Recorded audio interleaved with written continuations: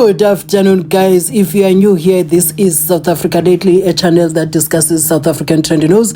We do, however, grab here and there from international news when it is trending enough to be brought here. So today we are looking at things that shocked us during President Cyril Ramaphosa's term, first term and second term, right after he took the reins from former President Jacob Zuma. We have not stopped saying, "Ow, ow, ow, Abo, Abo, Abo." You know, a lot has happened. We're going to start right back. Please do understand that I'm not a politician. I do not have deep knowledge in politics. However, I am a South African citizen who's also a voter, and I do believe that my views count when it comes to political affairs of this gorgeous country of ours. We are going to be looking at your Nandipa, your Rosemary, your lockdown, the whole conflict between two factions of the ANC, a whole lot of things, right up to the 2% vet that we saw recently. So yeah, this is where it all began, right on this day, on the 54th ANC conference, and the biggest competitors there were former President Jacob Zuma together with President Cyril Ramaphosa. On this day, President Cyril Ramaphosa came out victorious, and that changed so many things in South Africa from then up to now. Things have not been the same since. And sometimes I'd like to say to the comrades of the ANC, especially, because when I say comrades of the ANC, I mean the comrades that are now EFF, the comrades that are now COP, the comrades that are now MK, all the breakaway parties, the parties that came from the ANC, that you know what, there is nothing that will change. The clock has ticked, you know, and talked. If there's anything like that, we will never go back to the times whereby people were just chowing money off South Africa with no accountability. If that accountability does not come from the powers that be, definitely the citizens of this country will make sure that that does not happen. I am telling you right now, we aren't going back to those days. Those days are over. But first, let us look at what happened in the Eastern Cape during lockdown. We were shocked. I'm still shocked when I think about it today. Remember this? Hey guys, I still don't believe this. You know, when I look at this, I get shocked in a very, very new way. Like, can you imagine in a hot sun, we are not feeling well, and we are sleeping on that thing, something like this. You are there. You know, hey guys, hey, this thing set South Africa ablaze. Everybody was asking, what the is going on? Hey, South Africa, we've seen Imishola. Please let me know what you think of this. What do you remember about this when you look back at the time of lockdown? One of the major things that happened in South Africa, I think this one is the major thing that happened in South Africa when former President Jacob Zuma handed himself to prison. For me, he was arrested because he did not wake up one day and say, you know what, I'm just going to take a tour and go to prison just like that. It was something that he knew that he had to do because of the pressures that he was experiencing at that time. So I couldn't believe this was going to happen, because we live in a South Africa that we are told such a thing is going to happen. If you don't do like this, this will be the repercussions. We thought, no, it's going to be one of those things. Former President Jacob Zuma will never taste prison. Yes, he tasted prison. So now I saw people like were shocked. Chidima's mother, what do they want with her? Why is she in prison? I think she took that for granted. South Africa took a whole former head of state to prison. Who are you and I? Who are we? Who are we not to face such kind of music? It's going to be such a rude awakening for Chidima's mother to know that, you know, this is not just going to be those things we post about on social media and it goes away. It is not going to go away just like that. It's going to go through all the checks, and the consequences of the actions shall be witnessed by everyone. Anyway, this topic is not about Chidima's mother. But now, we expected that there was going to be a reaction against what happened to former President Jacob Zuma. We just did not know the extent that it was gonna go that far. So we even had when we had July unrest, people reacting to what happened. We saw Dudu posting things like, "We see you," when South Africa was going up in flames. This is one of her tweets. He said, "Durban City, we see you. Amanda, free Jacob Zuma, hashtag free Jacob Zuma." Hey guys, if you were not in South Africa then, this was the most horrible time in our country, according to me, in the days of democracy. Even our parliament, there was a time it went up in flames. Dudu posted, "Cape Town, we see you. Amanda." Yeah, guys, such things were unreal. And there was a time that it was said that this is not her account, which I believe it was. We're from far with this country. So those are the things that were happening, and we were shocked, and the aftermath of that. So I'm still going to play you some clips so that you witness at least you have a bit of knowledge of what transpired at that time, or maybe just to jog your memory if you saw this, and if you're a South African, you remember this, how much impacted everyone that was living in South Africa at the time. So this is also one of the tweets. Even Helen Zille reacted to this one. Dudu said, "This is how we analyze impimpis during apartheid. This is how we analyzed them." Helen Zille was like, "This is a seriously outrageous tweet." Imagine, it had to drag Helen Zille from her Kubu corner, because I know how she can be. But she had to come and say, "No, but this is outrageous." What you see there, you can see the t-shirt with the face of the current president, Cyril Ramaphosa, going up in flames, and the caption says, "This is how we did it at that time." And she continued to say, I don't know, she took a post, this is just a post, she was enjoying what was happening, and she said, "Comrade, what's cooking in the kitchen this July? We see you."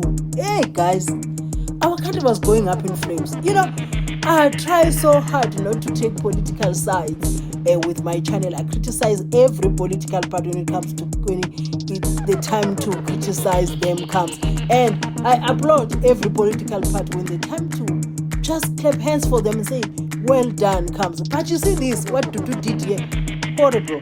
And she uses that same phrase up to this day whenever she posts something that she likes that is happening for MK, or maybe someone that is close to her, or something about her. She'll be posting things like, "We see you." Why would you use this for such a dark time that we're facing as a country? So this is something that I really, really don't like that Dudu does sometimes. Even people were commenting on this during that time, and somebody posted and said, "Dudu Zuma, comrades, we see you," trying to just make people see what Dudu is doing, while the country is up in flames. Somebody's sitting somewhere comfortable, not being affected, writing things like, "We see you." She's not even on the ground with the people that are setting our country up in flames. So these are the things that you look at and say, no, we lived in dark times. I'm yet to play those clips for you so that you see. This is the first one.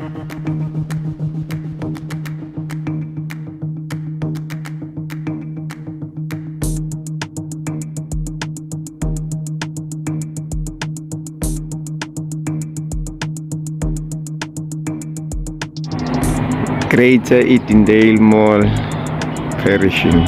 Shame.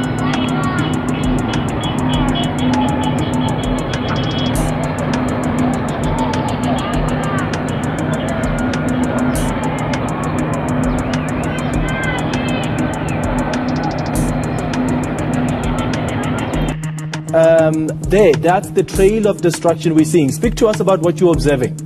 Thanks. So you Adam Slanger now? What you're seeing now is one of the warehouses in Durban. This is the Queen Nandi area, and it is mass looting that is taking place below us now. You'll see from these visuals that this has been going on, it's still very well underway, and it's been going on for hours on end now. A little while ago, you would have also been watching the visuals of the traffic build-up that was on that main road leading into this warehouse. Now this route also joins the N2. Traffic is backed up all this way. Presumably people that are coming here to also get exactly what they can get out of this warehouse. All of the doors are open. People are walking in. But the most interesting part of all of this that's playing out, and that we're driving around in circles, and these looters were playing a game of cat and mouse with them. To give you an idea of what kind of pressure they're working under, not far from here we saw the fire department vehicles being escorted by the Metro Police because of the level of tension and danger that they are experiencing now and how volatile the situation is. Just like you were talking about Maseko and them seeing the soldiers visible there and on the ground, residents here in Durban, just from all platforms that they are able to access us. I mean, I've been getting messages on Facebook and Twitter and everywhere, people asking when are those members going to be deployed in these areas to take care of this, because this goes beyond what you're seeing now. It's not about the immediate gratification of someone getting a free TV or getting a stove. It's about what happens next. It's about the jobs here. It's about where people are going to buy their supplies from. It's about the hangover that we as a province and as a country are going to have after this, after the TVs are broken and after those stolen stoves no longer work. What's going into those fridges that they're going to have at home? Where are they going to get food from? As we speak now, we don't know after the shift, where are we going to buy bread from for home tonight? Where am I going to put fuel into my car? That is what people are dealing with now. And what is that going to mean tomorrow and next month when this looting frenzy is over? Yeah, the remnants are going to be devastating, Dassen. There are people that reported to work this morning and they were crying when they realized that all they found at their workplace was the remnants of the...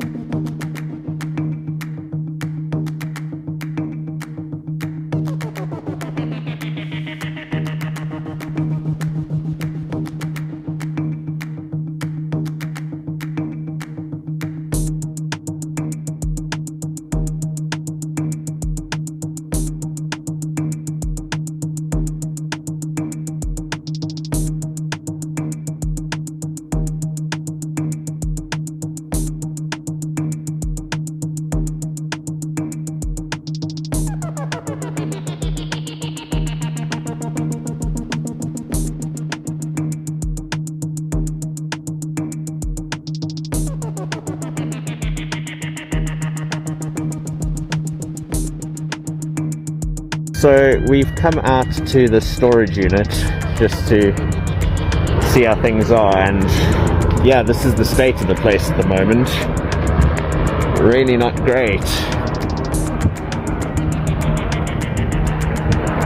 Yeah. It's hectic.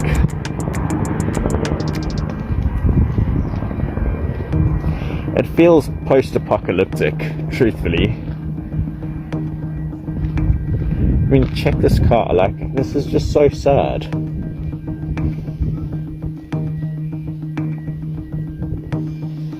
Hectic. And those were real testing times, but yeah, we're moving away from that one.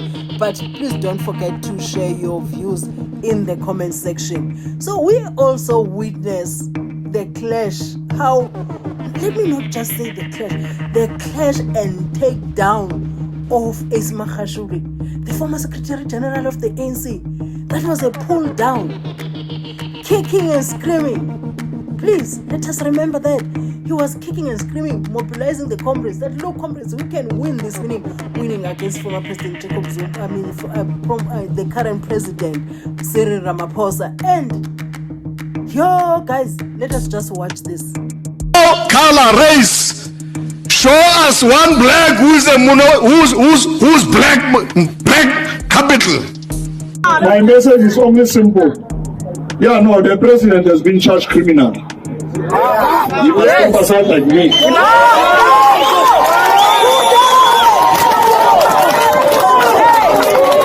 I respect the ANC, I step aside.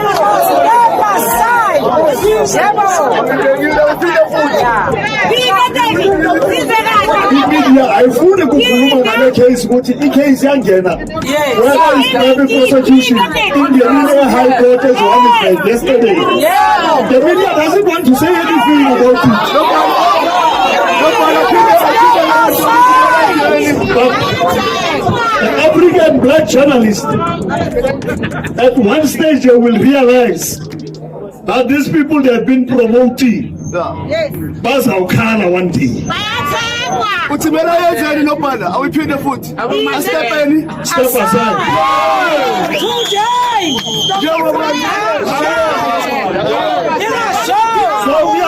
I'm not a populist. I will never be a populist. You know what Safara Lomonde, someone is the deputy president. In consult to SXCP. Party push. China signs are that blunder in history. Yeah, anyway. So, their colleagues are here. We apologize. So stay focused. My boy, ANC, it's just a matter of 5 years. It's a matter of 5 years. It's a matter of 5 years, comrade.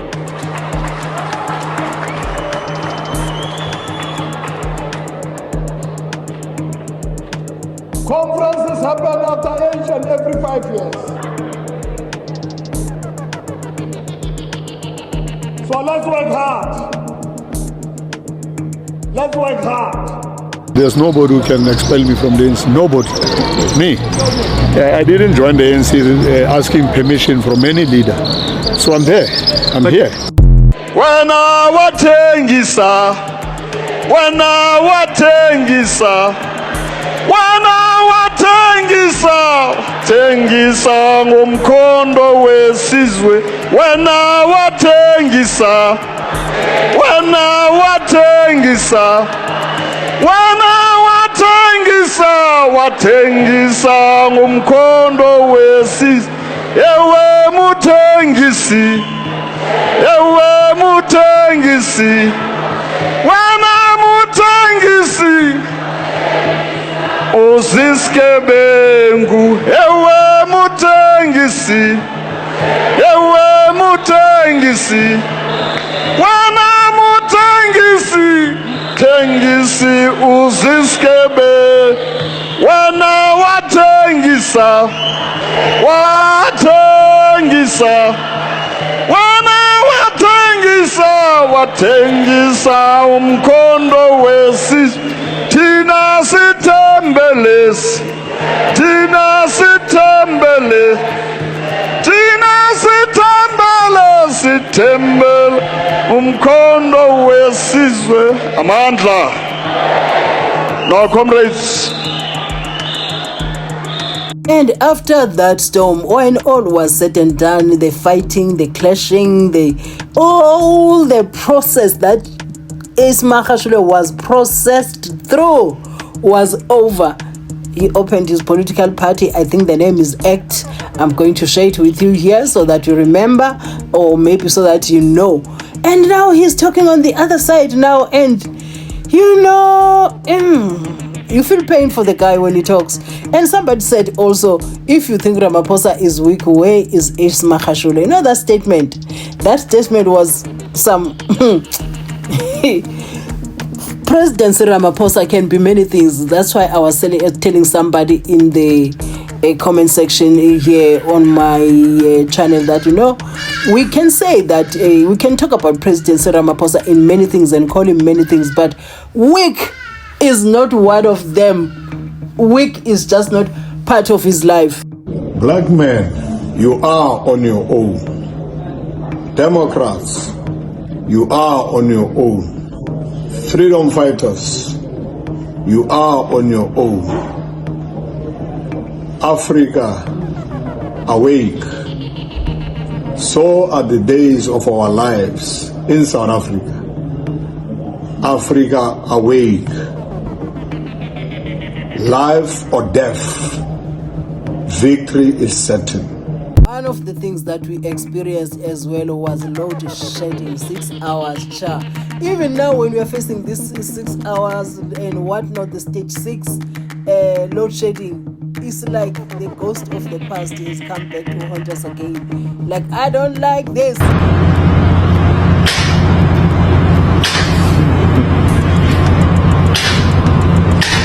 After 2 hours. One of the things that we got to know about in South Africa was that of Nandipha Makutumana and Thabo Bester, as well as Rosemary Ndlovu. Yeah, guys, you see, when I saw those, like the first one, Mary Rose Ndlovu, then Nandipha Makutumana, it was shocking.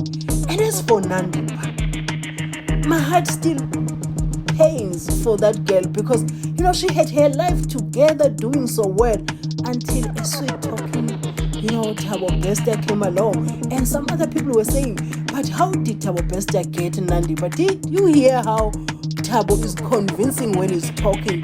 Did you see how clean that man is? Did you see how good looking he is? So if you're a woman and somebody is persistent enough, somebody like that is persistent enough, and you don't know what is behind him, it's easy to fall in love. And then once you are in deep in the situation, you start seeing these things, and now you are caught up in the feeling that you have. Now there's this thing psychologically or mentally, you are upside down. I'm not trying to defend Nandipha here, but what I'm saying is, it still pains me that she took weak decisions, wrong decisions, outrageous decisions, because of being with Thabo Bester when she could do well on her own, and ended up, you know, being funded by Thabo Bester buying these cars. You know, also Thabo is complaining that, you know, we are just ordinary citizens. Don't you think there are politicians that are involved in this, people that are in power? You know, when you're trying to explain something and everybody's looking at you like we are mad, nobody wants to listen to you. I still believe in my heart of hearts that there is more to the story than what we know at this moment. So I'm gonna leave you alone and watch a few clips of Dr. Nandipha Makutumana, Thabo Bester, and Rosemary Ndlovu, and I'll be certainly back. I am Dr. Nandipha Makutumana. I was born in a small village called Ebizana in the Eastern Cape, and I was raised in Port Edward, which is like a small town closer to Ebizana. So since primary school, high school, in high school, I started working at a pharmacy. Mendina, 16 years old. And at that time, I was preparing because I wanted to be exposed to drugs, like the medications and everything, because I knew. Oh, Tana Matara. She wanted exposed to drugs at 16. The medication. So I started there. So that's what I did and what I'm doing currently. And then I opened a property and investment company, which is something that I'm currently, and I'm very passionate about, that I'm currently running. So I'm currently running 2 companies at this. While Bester was still in prison, him and Dr. Nandi came up with an escape plan. Dr. Nandi went to a local mortuary and found a body there. She pretended to know the corpse and took it with her. With the help of a few corrupt G4S prison guards, they smuggled it inside the prison into Bester's cell and set it on fire. The real Thabo Bester dressed as one of the prison guards and escaped. Their plan worked. Outside, Bester and Dr. Nandi lived their best lives, rented mansions, drove expensive cars, and dressed up in nice luxury clothing while continuing with scams. 1 year later, investigative journalists decided to revisit the case with the knowledge that Bester didn't end his life in prison and was out there. So they published an article about how Bester faked his death and escaped prison. The story was everywhere, and other media outlets ran it too. People were intrigued. It created this whole thing where everyone wanted to find out where the real Thabo Bester was. Bester and Dr. Nandi had already changed countries and were in Kenya when they saw these articles. They panicked and decided to run to another country. While attempting to enter Tanzania, Bester and Dr. Nandi were finally caught at the border of Tanzania and were sent back to South Africa.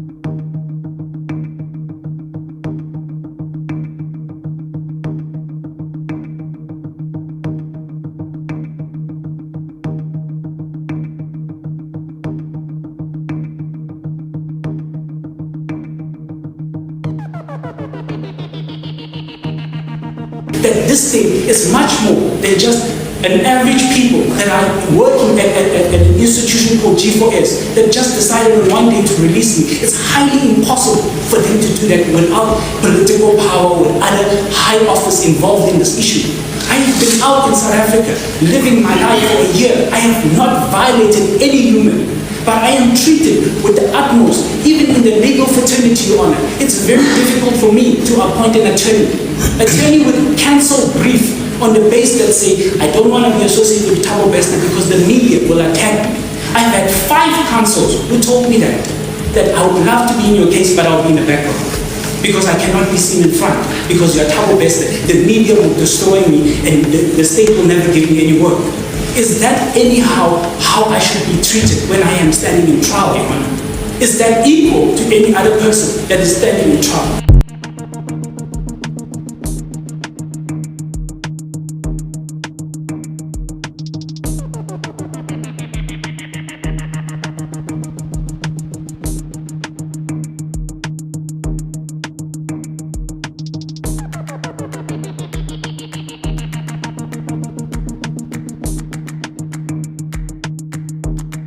Your Honor, I require access to a laptop to type. Your laptop and you tell me access to one of a book, but I'm not giving you a laptop.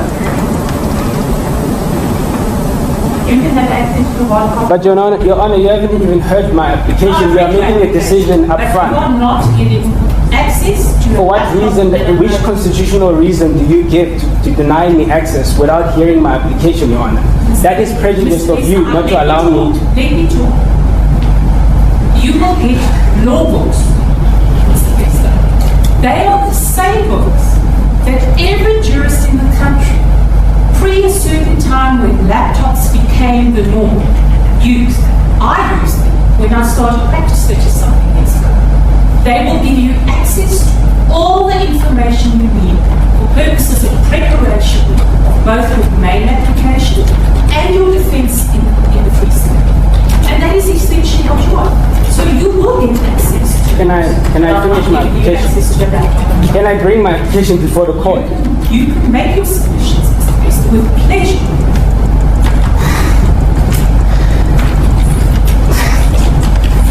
Your Honor, I would like to take the court into the processes that I've gone through to bring this application before the court, and also reason why I've requested for a laptop or access to internet or information, as access to information is a constitutional right of anyone. And also, you don't have a constitutional right to a laptop at the moment. Can I finish? No, I'm putting it to you. Show me where in the Constitution it says you have a constitutional right to a laptop and a modem. Your Honor, I do not have a constitutional right to that, but I have a constitutional right to access to court. And the resources can be limited, as a right to an inmate can be limited under limitation. And under those rights, Your Honor, there are access to laptops and modems in prison currently to students. So are you saying that I do not have a right to access court? A student, Mr. Bester. No, Your Honor. I'm giving you access to law books. All the material you need, I will give you access to. They will just not be electronic. Your Honor, I have evidence in the main application that has to be seen, that is visual evidence, which is press briefings. It's also in the responding papers of the main application where the respondent states that I have not added those press statements that I've put because of the fact that I do not have access to them and I have not watched them. And how am I going to watch them when I'm in CMAX, when I'm incarcerated? And the fact that I have no resources to access those evidence. And the application is based on the following. But Your Honor, you have thrown my application out of court without me giving you background. No, I actually haven't, Mr. Bester. I'm telling you, I'll give you the material you need. I'm just not giving you electronic material. That's biased, Your Honor. Because you haven't let me finish why I stated the application. Mr. Bester, you want...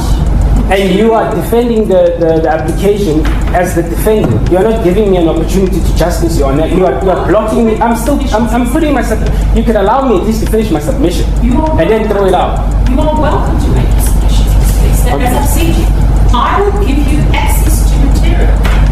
Okay, you are welcome to. Can I continue to make my submission? Don't be really mad. I'm sorry, can I continue? Can I make my submission? Mr. Bester, be polite and different in a court of law. Please don't stand there and roll your eyes. It's really unfair. We are having a debate. That is what we are doing. I have given you my prima facie. I'm going to give you a full opportunity to place your case before. But you will need to convince them that you require access to a laptop and a modem for purposes other than what hard copy material cannot give you.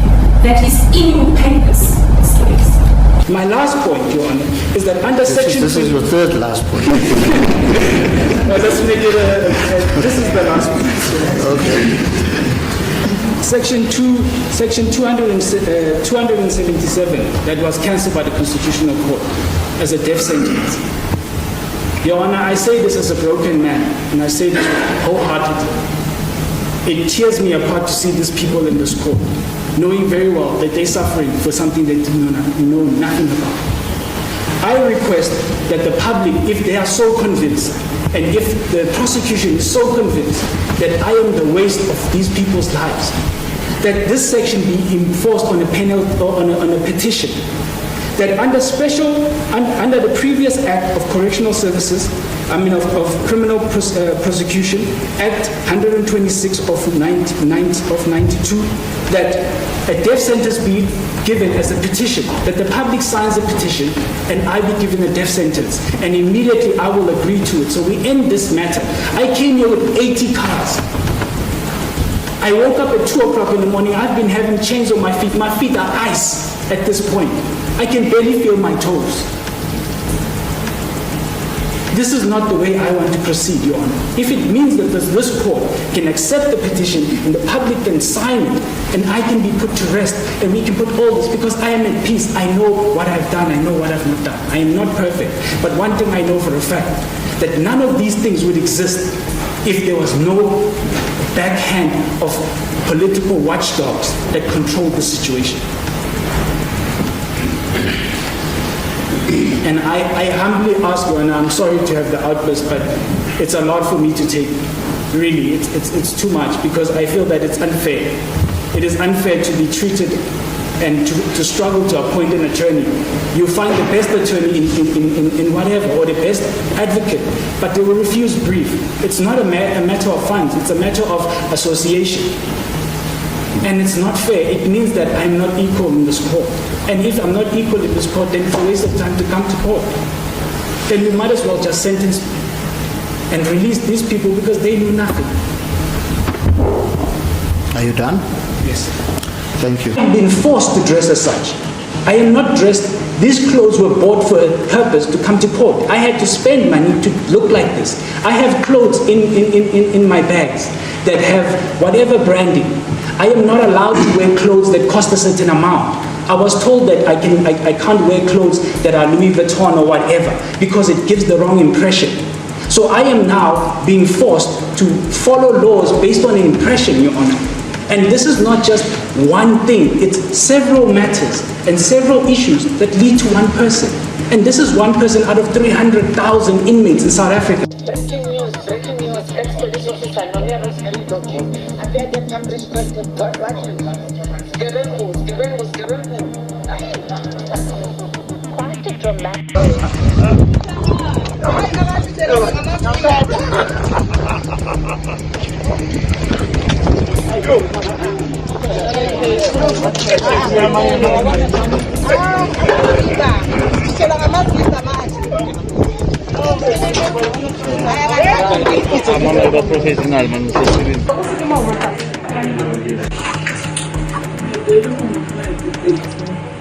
Sorry? I last saw him the previous day, in the morning when he left for work.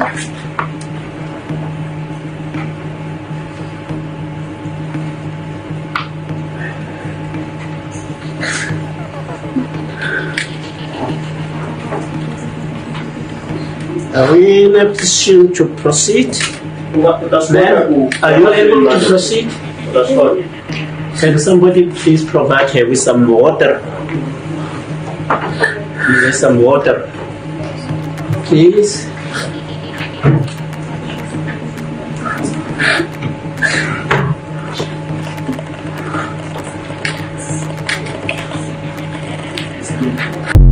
Oh, well, to top it as well, we also saw the explosion of Bree Street, which they are still struggling to fix up to this day. You see, this country has been through so much, it is unbelievable. And the Zamazamas as well, because that explosion was also linked to the Zamazamas and the gas.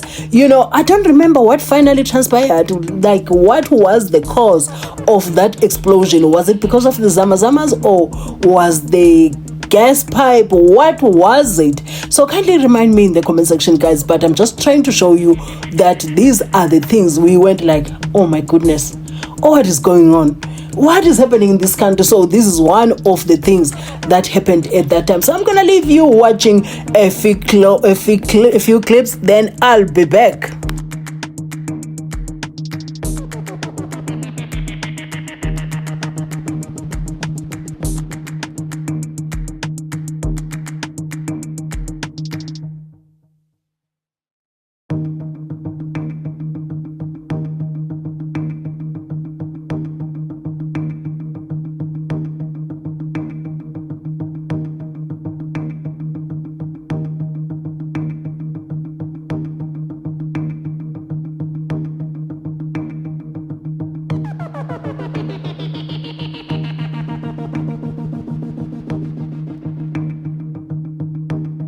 And that horror movie that was Bree Street Explosion, that was definitely a horror movie.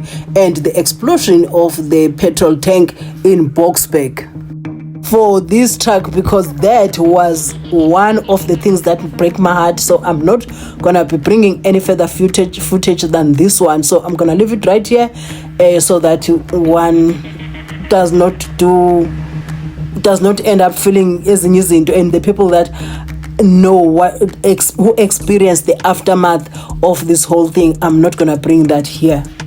And who can forget extortion, which we're still facing up to this day, which saw the doctors closing surgeries, people closing businesses because they couldn't continue anymore with the 30% demanded by extortionists. Members of Parliament in the National Assembly will today decide on a draft resolution on whether to set up a parliamentary investigation into the impact of extortion in South Africa. A resolution was tabled by the EFF during a mini plenary on Friday. It says a multi-party ad hoc committee should be formed to probe the full extent of extortion, with a particular focus on KwaZulu-Natal, Western and Eastern Cape.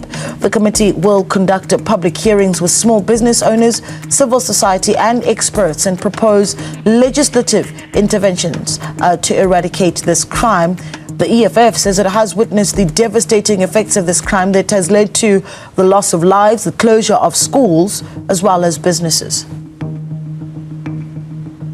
All right, well, we're going to take you live now to the Eastern Cape, where my colleague Aldrin St. Pierre is this morning. And of course, Aldrin, we did hear from the Eastern Cape Premier that the province did have for almost a year not have crime intelligence in it. So certainly a big hampering factor there in how the province is able to deal with extortion. Then talk to us about the conversation you'll be having with the Premier this morning.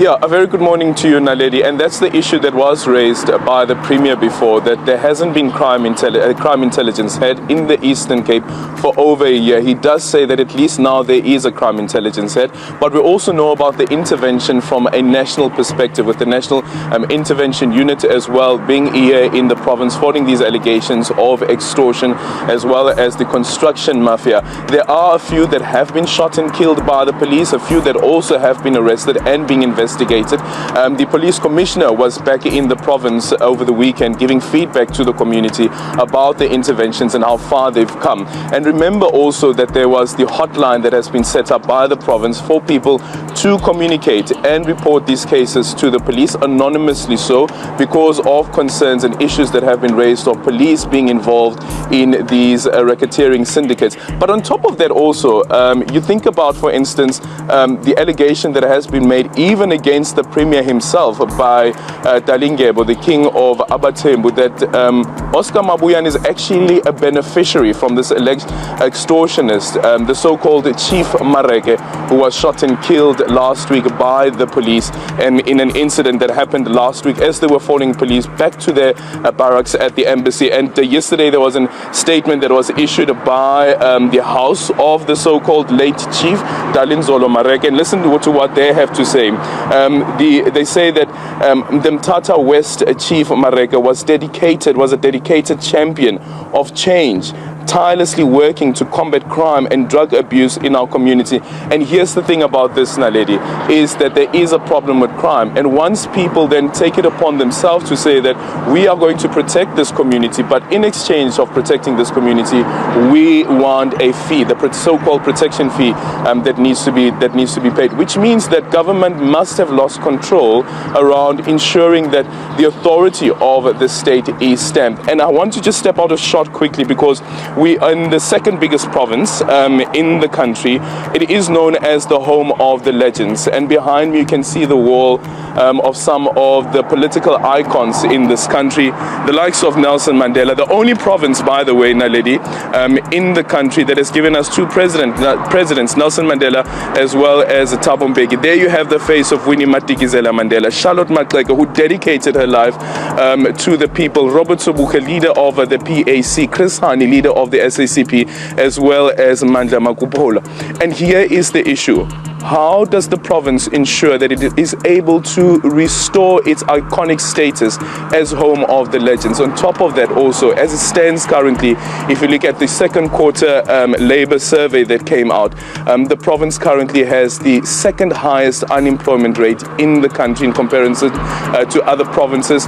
It has now been surpassed by the Northwest, which is currently the highest, but that title or that position had been held by this province for the longest of time. And could the reason behind the unemployment be, could it be argued rather, that the reason that we see this rampant crime in this province could be because of the high unemployment rate? And that's the conversation that we'll be having with the Premier when we sit down with him in about an hour's time.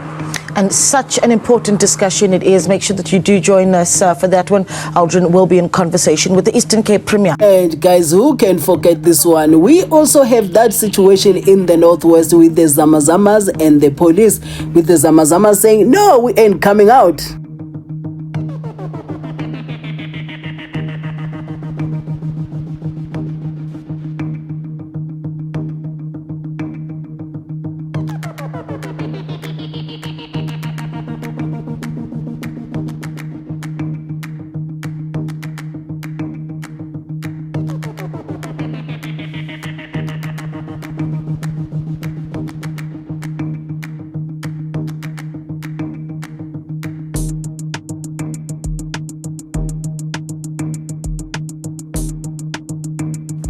Ya kitseni ka 20 July ya kitsena ka mola e wa sokoliwa mola ba no tsia fela mo election deep slow di bari una limereko ka mola e ke fitla mola mo mbobong mereko ateng bari kena ka mo ka kena ba no le joli feli le khale bere kswa ki bona fela ki sa hole le silo lino ki chavile kile buhama police ka ori mapolisa ngale ba tlo thusa vela batho ka bona le batho ba bangata ka mola ba sokola ka tlala a ona lijo ba fiwa maheo a esifela ba shapiwa batho batho ba sokola ka mola straight ya na ksati buri ki mere ko shwa lino ki chavile ki chavile lino.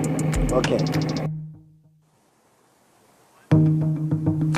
That's one of the illegal miners. This one, Aldrin, is coming all the way from Johannesburg in Diepsloot, but also sharing information that, they have not been eating. And of course, they've only been eating amahew. So they're also very happy that they were managed to be captured. Law enforcement agencies managed to capture them. They are saying that there are many other illegal miners who like to come out from the surface, but unfortunately, some of them have been kept against their will.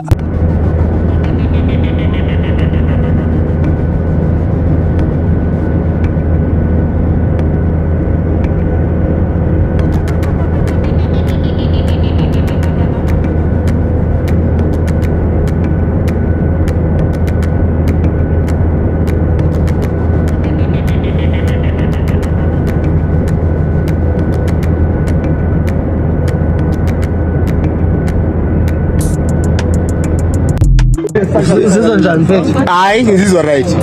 Awusabi.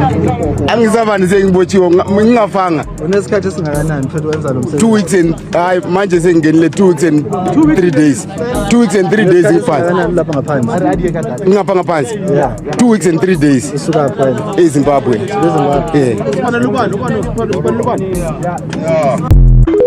Where are you from? Mozambique. Where are you from? Mozambique. Mozambique.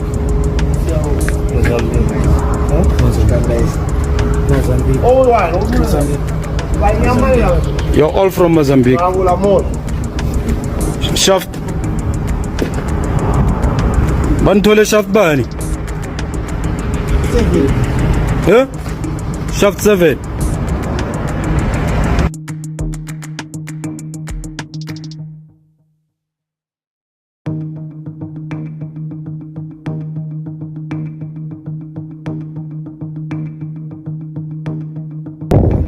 Here's a close-up of Shaft 10, where the 14 Mozambican nationals have re-emerged overnight. It's actually a lot clearer, the sites that you see here, compared to Shaft 11, where we've been most of the week. If you look at where this metal ladder-looking like structure is, just here, just below there's a passage which we're told they were able to re-emerge, where these 3 police officers are, and re-emerged using that passage coming up there, and that's where they would deploy food as well. I don't know if you'd be able to see this smoke or mist-like structure coming up. It's actually misty because when it touches your face, it's very watery. It's a very fresh breeze that hits your face, and police say this is the whole is breathing from Shaft 11. But this is what it looks like. I can't get any much closer. There are, of course, a number of police that are stationed here on guard. But this is what Shaft 10 looks like, where they would have.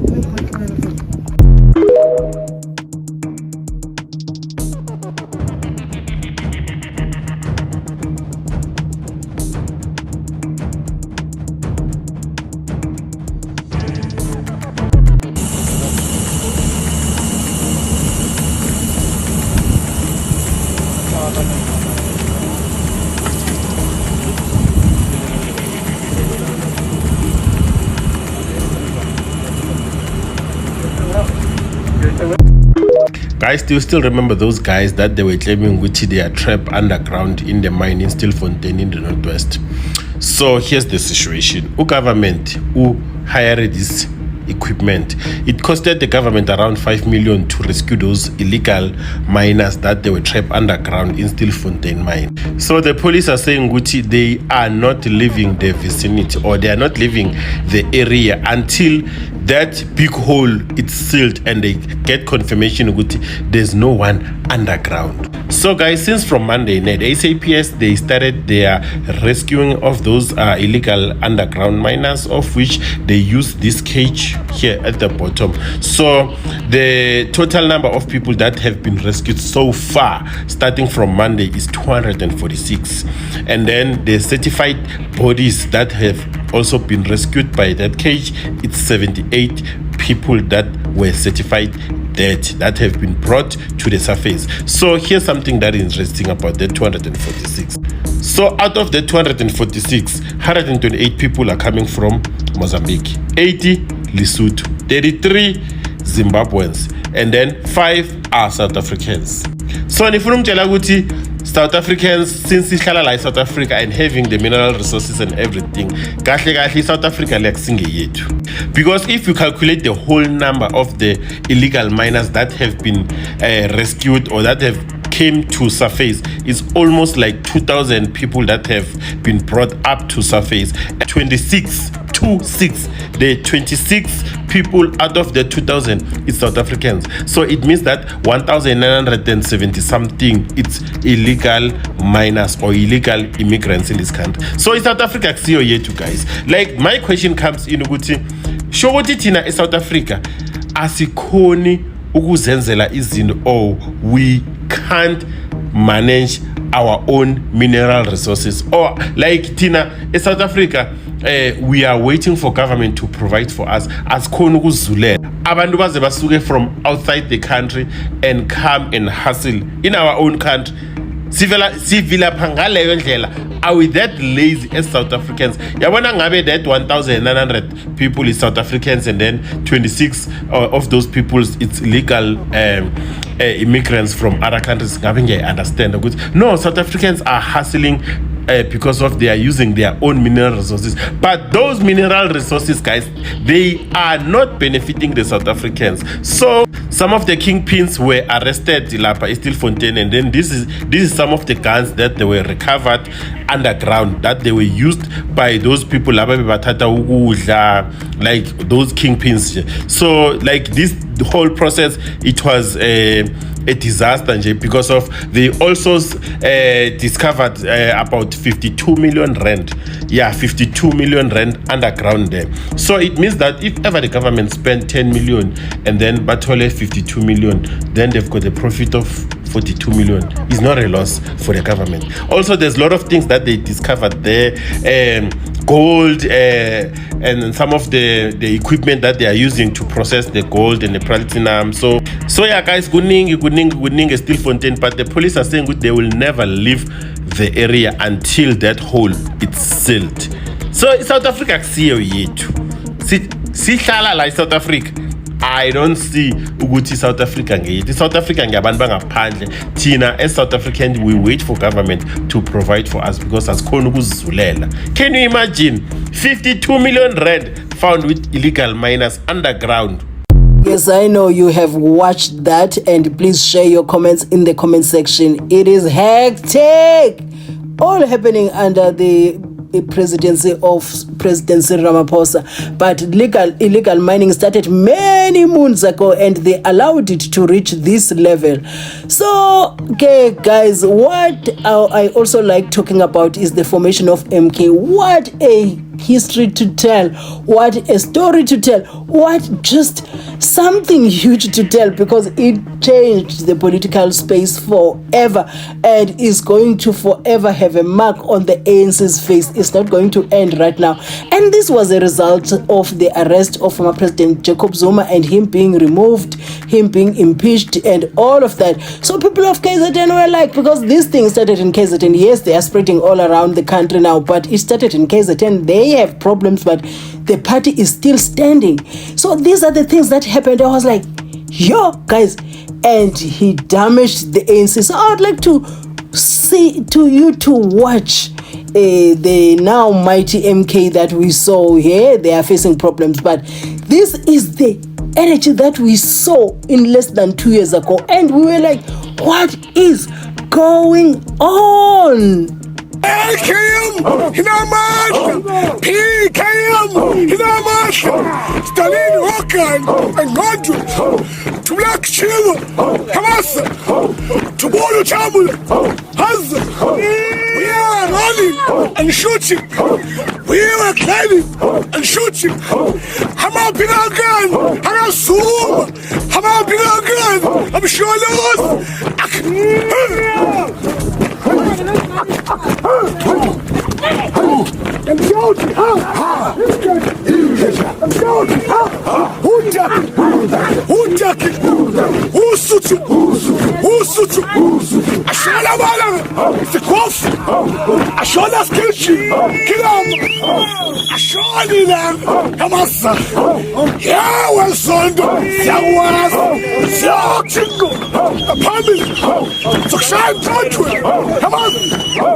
collaboration.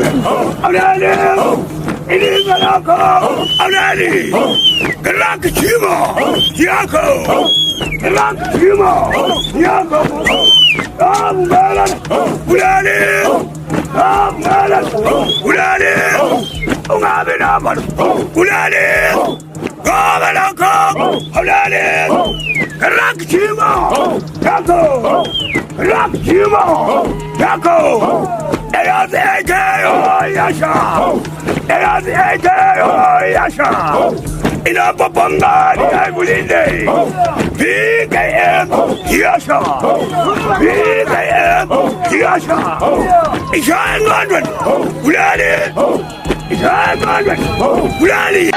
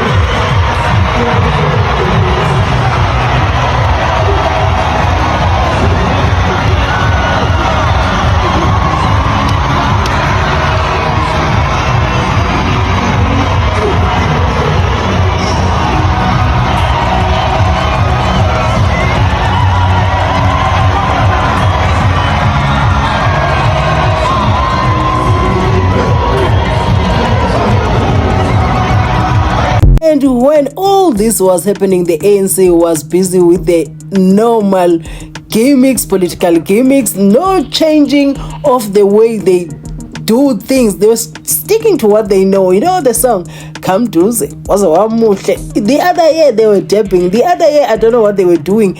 And they was just not paying the necessary mind to that MK situation. They were busy. And we had a situation whereby people were attending all the rallies.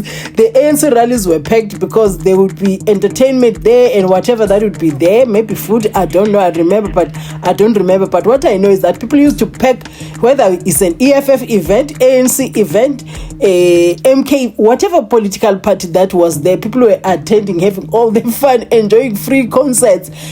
And the ANC was not paying attention. And they were heavily defeated. I would like to watch, because we ended up having the GNU. Please watch these clips and I'll be back with more commentary. And I can even hear the song, welcome, come to say, was wamuhle, yeah, whatever. And they were dancing. And MK was busy with this new energy that we didn't know. You'd be scrolling Twitter, your TikTok, you'd be seeing even AI images that were created of MK. All the apps were basically green. I was like, where is the ANC?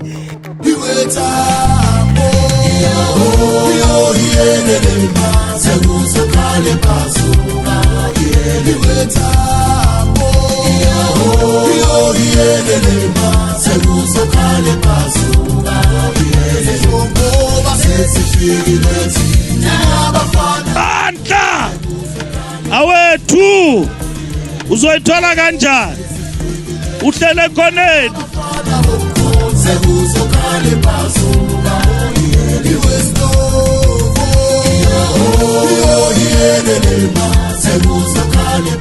Jwale di ofising tsa masepala le di ofising kwa abana ba lo batla mesebetsi ba qetile dikolong uthi ba tle ka experience re ntweo ha e fele batho ba fumane experience mosebetsi ke ntho yeo e tshwantse e etsale yeo hore e fele motho a fumane experience mosebetsi ke yona ntho ya bohlokwa eo jwale mona re tlo ha di industry mo re etse dintho mo Afrika Borwa re dintshe ile finished product mona di feme mo di feme tse tshwantse di tsuseletswe tse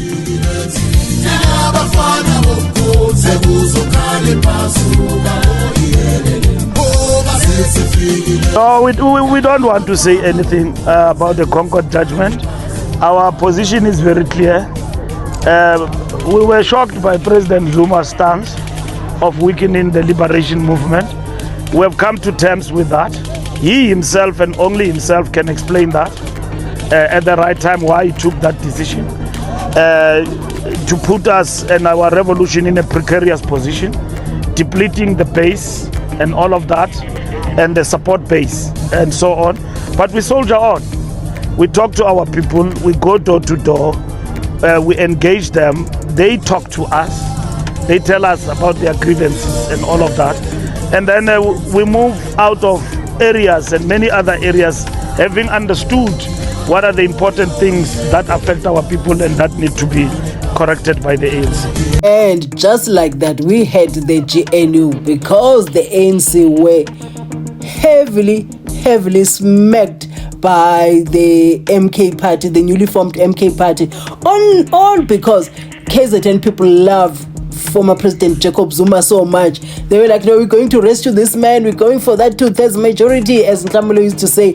We need the people to come out and vote for the leader that they want so that we can change the constitution and free the man who is our leader. Come out and vote in your numbers. We want to change the constitution and save our President Zuma. So we ended up here.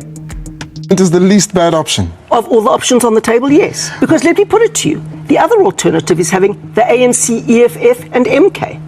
That would be the worst of all possible options. But now the DA finds itself in a position where it's going into cabinet, possibly, and the president has the prerogative to appoint ministers from the ANC side. We saw the likes of Gwede Mantashe, who's been implicated in the state capture report, being sworn in. Malusi Gigaba was also sworn in. He may not get a cabinet position.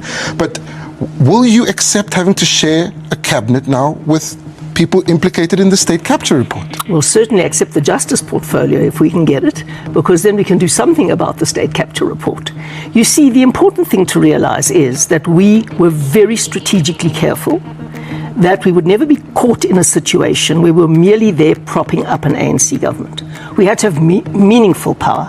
And the backwards and forwards in the final hours through those last 7 drafts was precisely to ensure that we had something meaningful on the table, that we could achieve something meaningful with what we had on the table, and that we were not just a kind of crutch to the ANC.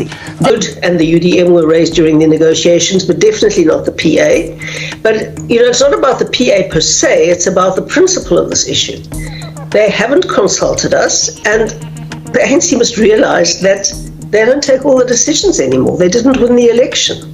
And basically I referred to clause 24. I said, you can't do this. And then I referred to clause 19, the sufficient consensus clause.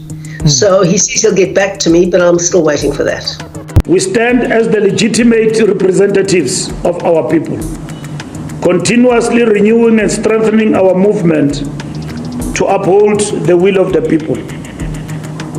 Zealous claims of introducing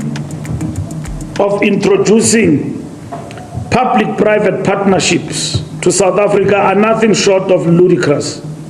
The ANC-led government has long pioneered cooperative projects that have led to the significant milestones, such as successful hosting of the 2010 FIFA World Cup and the development of the Gautrain, all achieved through effective planning and coordination under ANC leadership.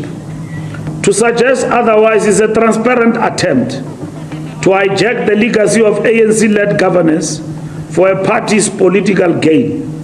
In her remarks, Zille exposes her agenda to push herself into a position of undue influence within the GNU while undermining the ANC's foundational role.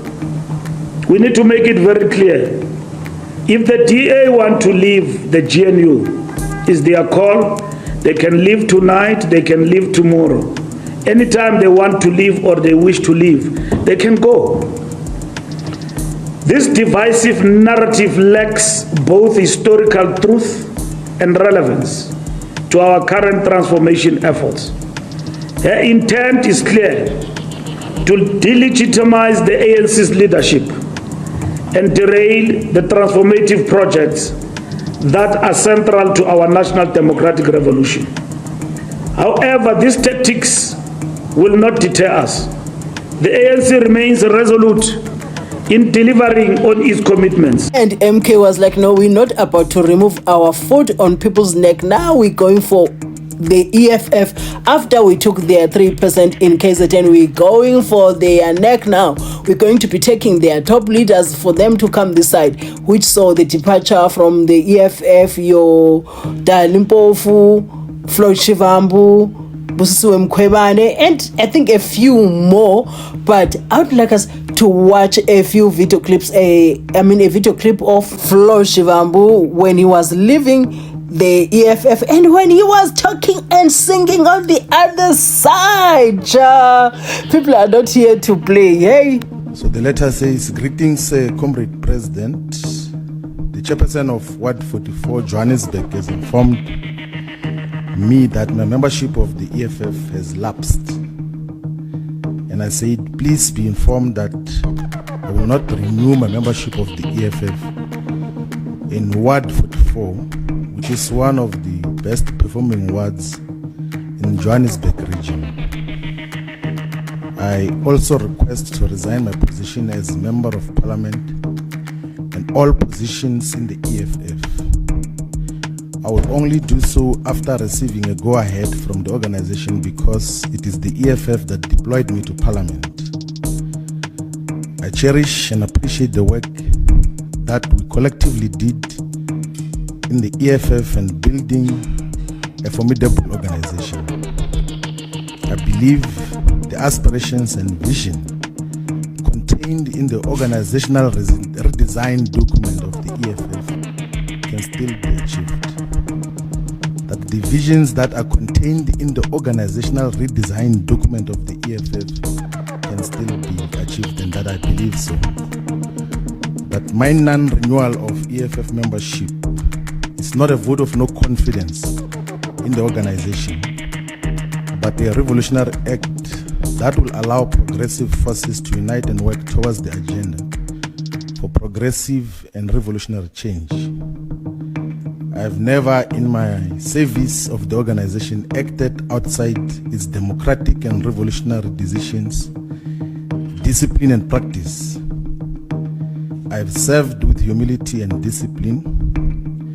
I will never abandon the cause for economic emancipation and true freedom in our lifetime. I will never compromise my commitment to true emancipation, and I will never abandon my commitment to the Marxist-Leninist ideological lenses and view and guide to action in my understanding of society. I will not do and say anything that will compromise the integrity of the organization that we have collectively founded. My sincere plea is that in its reflection of the decision that I have taken, the organization should also avoid mischaracterization of an otherwise revolutionary and disciplined decision to not renew membership of the EFF, and the request that I must be released from all areas that I'm deployed on behalf of the EFF. And then say that we have over the years played an important role in shaping the politics of South Africa and the continent, the African continent. We have all played our parts progressively, and I have no doubt that we will continue to do so in our respective different responsibilities. I firmly believe that political decisions should never be personalized and treated as betrayal of the cause and of individuals. Say, Comrade President, you are my brother and comrade, and I'll always cherish the contributions we made in our lives during the formation of the EFF, even prior to that. I wish the economic freedom fighters full prosperity and success, and wish that all the commissars and ground forces and public representatives and members of the EFF Students Command will accept this very difficult decision that I have taken. The struggle and war for economic freedom will never be compromised by any individual decision. It has been ingrained in the hearts and minds of many people in South Africa and the entire African continent. Revolutionary regards and God bless, and the letter is signed off. And just to give clarity so that there is no speculation, I have decided not to renew the membership of the EFF because I will join and participate in Umkhonto Wesizwe party.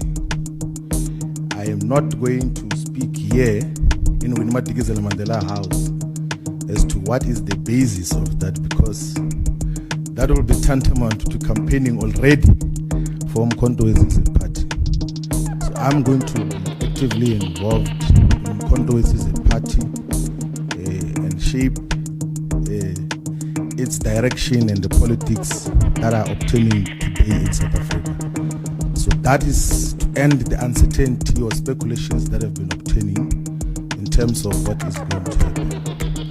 There is no specific position that has been assigned to me. There is no commitment or any promise of deployment to parliament or to anything.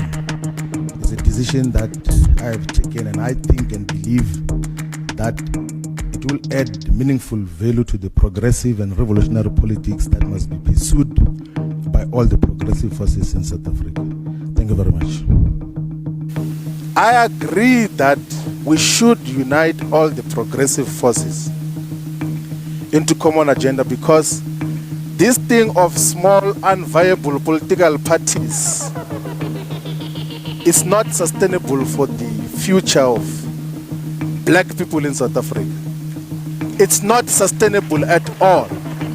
We can't, and the temptation as well, and I'm not characterizing the EFF, is that when you have got multiple of these, like they end up being fiefdoms of individuals. A IFP, UDM kind of arrangement, what is it to achieve with that?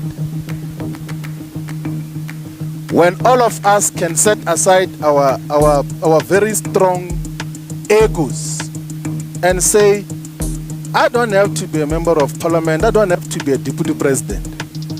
I can come and be led by a collective, like, and be subjected to a collective and be asked to go and organize branches of MKP from scratch and not be a member at the high levels. That is the principle that we're dealing with. And that is what we are here for, in terms of, and so that there's not even confusion. By the way, we spoke about the unification of all progressive parties with President Zuma last year, October, before the official announcement of Mkondo as a party. And I was amongst those that said that let us go and contest elections as separate political parties. We'll contest each other on the ground, but we'll come back to talk about what do we do moving forward. So the attempt for unification is not just an opportunistic one because there were electoral declines of the EFF and all of those things. It's a genuine political discussion, which all South Africans must enter into, those who are in favor of the revolution. Because revolution is the content of what we're standing for. It's not just, no, if it's me, you are betraying me. You know, some people will say, you are betraying me. Where does that enter? And you don't even once suggest that I'm betraying the revolution. I will never betray the revolution.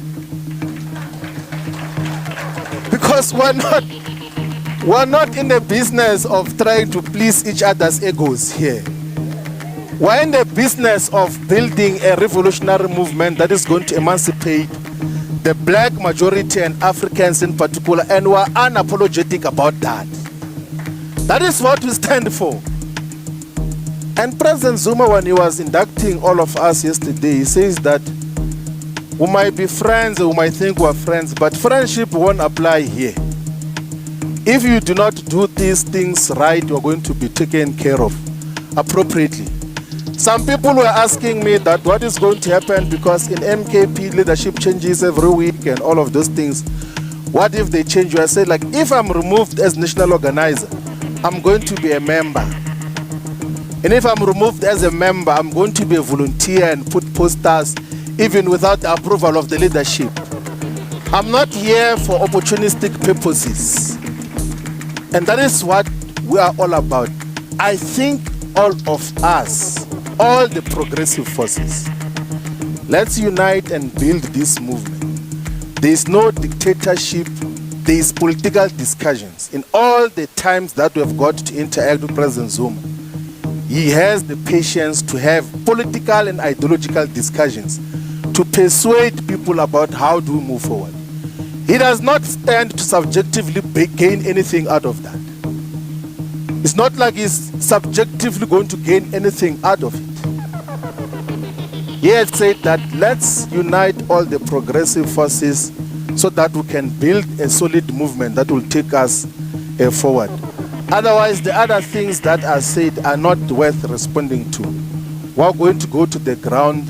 Let's coexist, all of us, and then let's persuade each other. Let's build the MKP as a party which is going to take over government of South Africa. Thank you very much.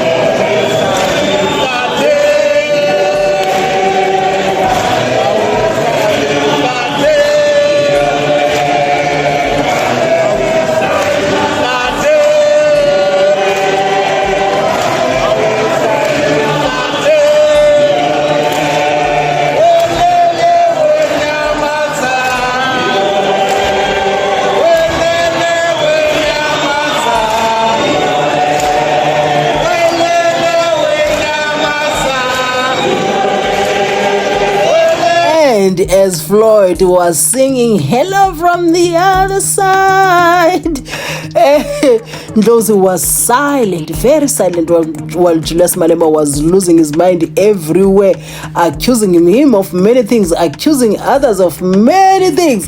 Up to this day, I think there was some element of truth in what Julius Malema was saying, but that is a story for another day. Dr. Ndlozi was like, no, this is enough. I've played my role in politics. I'm leaving EFF. I'm leaving the whole thing that says politics. I am starting a new career for myself.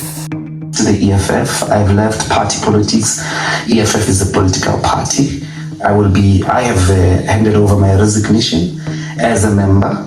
And it is because where I want to go and contribute, I can't hold a single party membership. But overall, I think that I've made my contribution. And I think that there are brilliant young men and women, old men and women as well, in the space that will continue in that category, as it were, of party politics. I think I'll contribute elsewhere in the remaining decades of my life.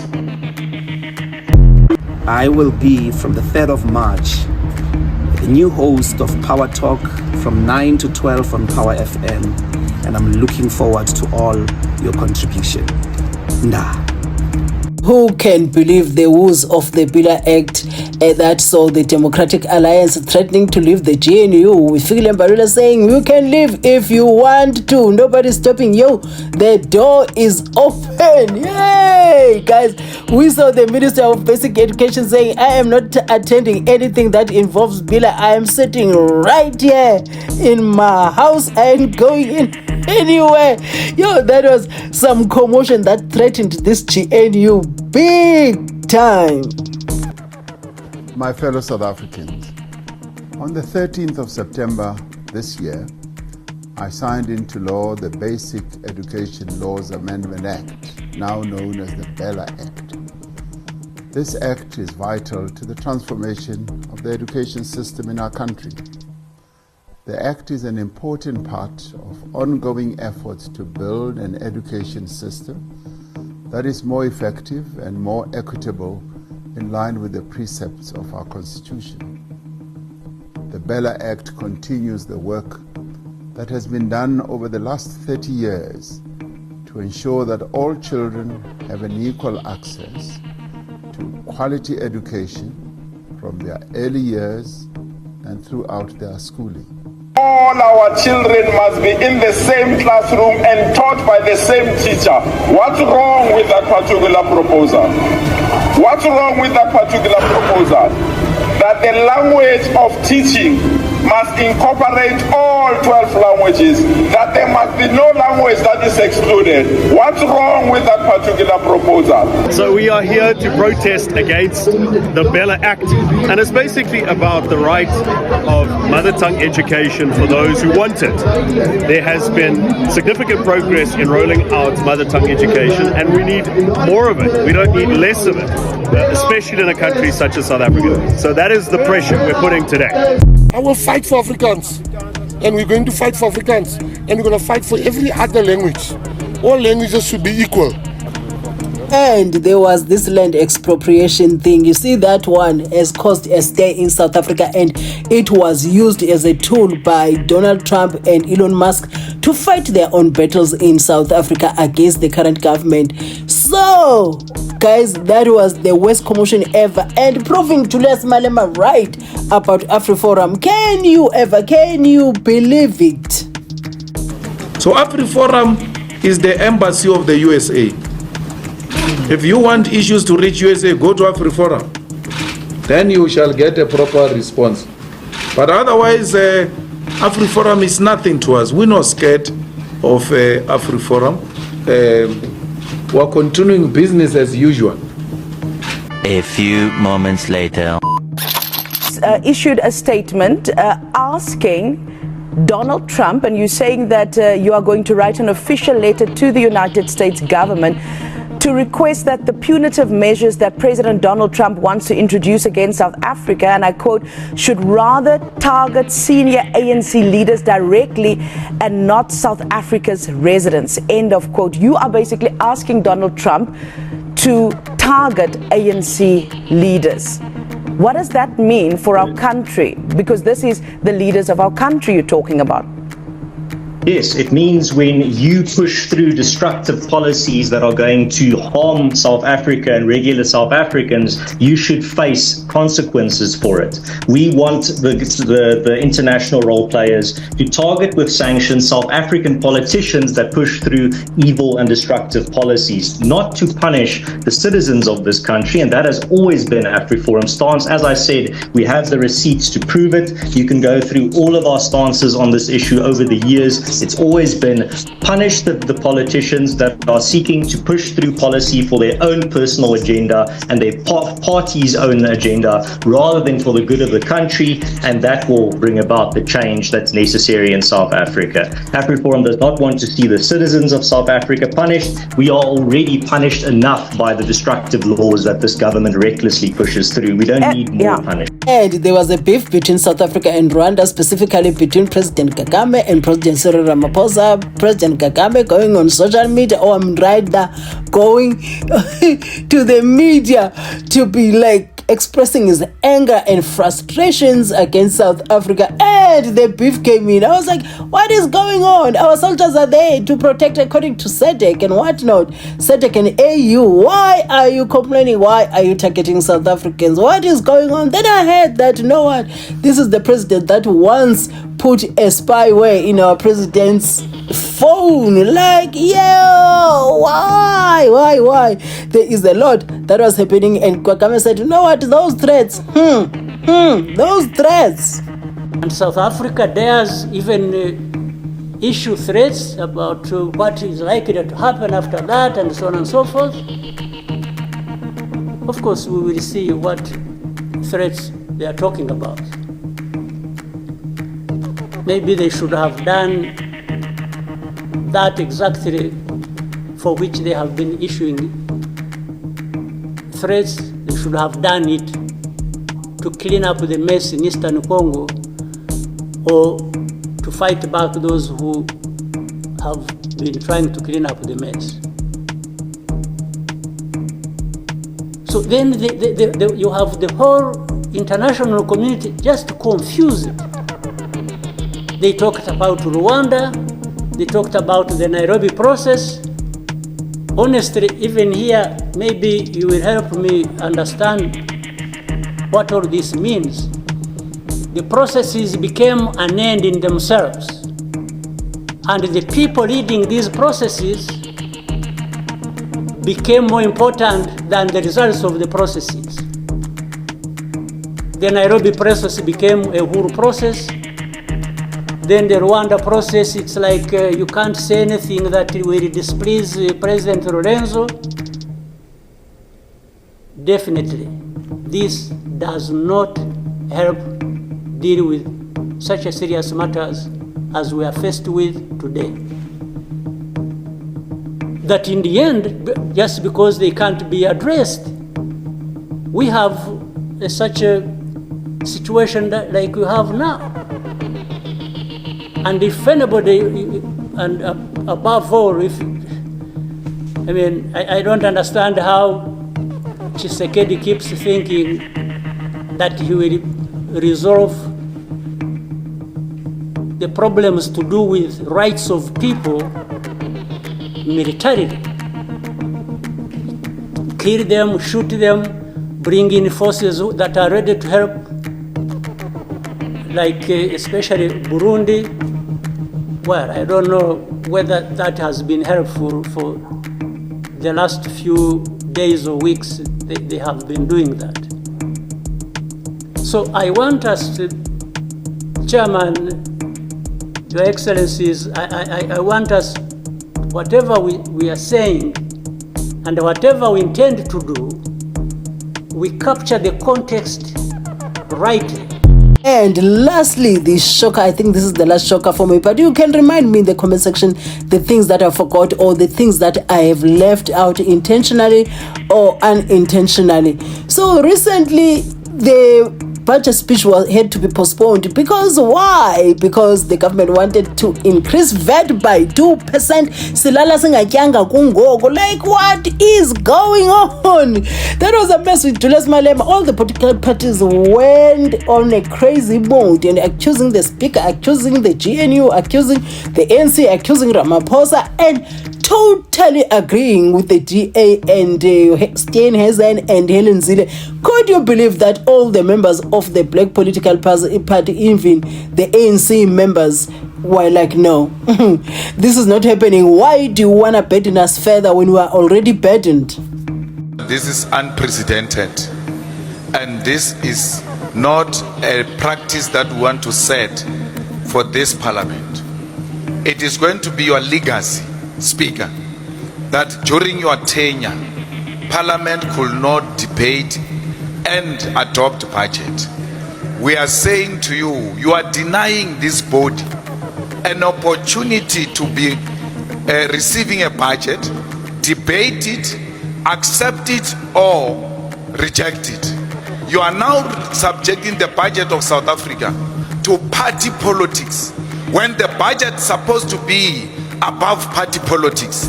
Let the budget be presented here and let Parliament decide that this is the decision that we are taking as Parliament, or whether to accept or not.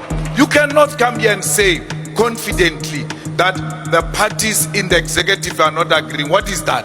We don't have parties in the executive. We've got the executive. The executive must come here and present the budget, and this parliament must decide whether we adopt that budget or not. You are denying the people of South Africa to see what is happening in this government. There is no government. It has collapsed. It has no capacity to present a budget. Thank you.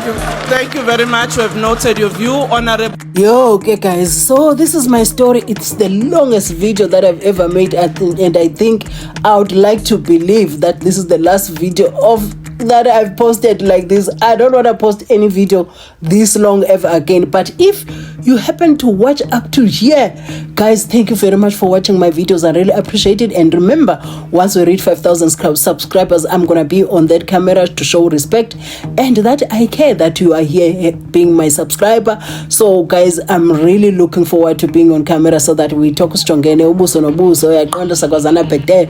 And as well as, please guys, kindly watch my ads in full when you have time and you are on Wi-Fi.